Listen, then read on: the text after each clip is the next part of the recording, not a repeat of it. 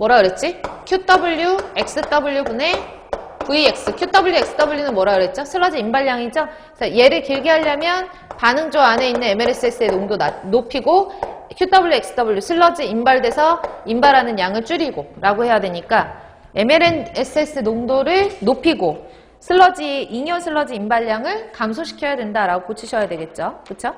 그래서 틀린 것은 4번이고요. 다음에 19번 갈게요. 19번. 하수 처리에서 기존의 활성 슬러지 공정과 비교할 때 막분리 생물 반응조의 특징으로 옳지 않은 것은 이라고 했거든요. 막분리 생물 반응조 이거 이론 시간에 제가 요 근간 들어서 한 2번 정도 출제가 됐어요. 요 근래 들어서 2번 정도 출제가 됐으니까 MBR 공법도 잘 알아두세요 라고 했던 게 막분리 활성 슬러지 공법이에요. 그래서 MBR 공법 같은 경우에 잘 기억이 안 나시면은 교재 참고해가지고 다시 한번 보충하시고요. MBR 공법이 뭐죠? 토끼조랑 그 다음에 뭐 쉽게 말하면 분리막이랑 결합한 거예요. 생물 반응조랑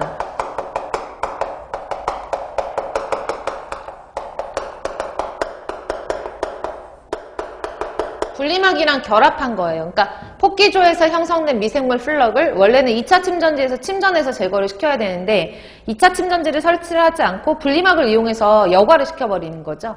그렇게 되면은 그만큼 침전하는 침전지에서 생길 수 있는 뭐 슬러지 그 침전지에서 생길 수 있는 2차 침전지 침강성과 문제가 되는 그런 문제 같은 경우에는 MBR 프로세스에서는 일어나지 않는 거잖아요. 그렇죠? 그래서 생물 반응조랑 그 다음에 침전지 대신에 분리막을 사용하는 것으로 나중에 저렇게 2차 처리를 했는데도 불구하고 생기는 어떤 부유 고형물 같은 것들을 다시 한번 고도 처리하기 위해서 여과 같은 것들도 하는데 분리막을 설치를 하면 3차 처리인 여과 처리도 할 필요가 없고 2차 침전지를 놓을 필요도 없기 때문에 조금 효율적으로 얘네들을 제거하는 공법이었는데 상당히 가격이 비싸기 때문에 실제로 이제 적용을 하기는 힘들긴 하지만 MBR의 이론은 알고 계셔야 돼요.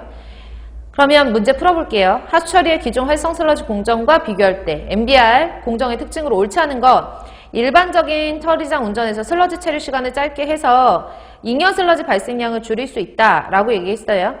일반적으로는 MBR 프로세스 자체가 MLSS의 농도가 일반 활성 슬러지 공법보다 상당히 높아요. 그러니까 활성 슬러지 공법이 1500에서 2500 정도 ppm의 MLSS의 농도를 유지한다라고 하면 MBR 프로세스 같은 경우에는 최소 5000 이상이거든요. 최소 5000에서 15000, 많게는 15000까지도 올라가기 때문에 MLSS의 농도가 상당히 높죠. 그래서 잉여 슬러지 발생량을 줄일 수 있대요. 미생물이 많으면 유기물을 빨리빨리 많이 분해를 할 거 아니에요. 그러니까 생성되는 그런 찌꺼기 같은 것들의 생성량이 줄어든다라고 할 수가 있죠. 슬러지 체류 시간도 MLSS의 농도가 높기 때문에 짧아지고 하수 처리의 부지 공간을 절약할 수 있죠.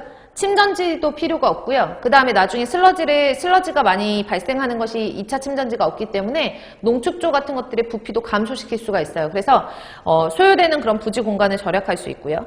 수략적 체류 시간을 짧게 유지할 수 있다라는 얘기는 MLSS의 농도가 높기 때문에 빠른 속도로 처리가 가능하죠. 그래서 슬러지 체류 시간이 증가를 함에 그 높은 MLSS 때문에 슬러지가 체류하는 그 고형물이 전체 시스템 내에 체류하는 시간이 길어지고 수략적 체류 시간 HRT는 짧아져가지고 부지 면적이 적게 소요가 된다라고 정리를 하시고 주기적인 막 교체에 소요되는 비용이 발생한다. 그러니까 사실 이런 것들 생각하시면 학생분들이 MBR 프로세스가 이제 막분리 공정이고 막분리 공정이 들어감에 따라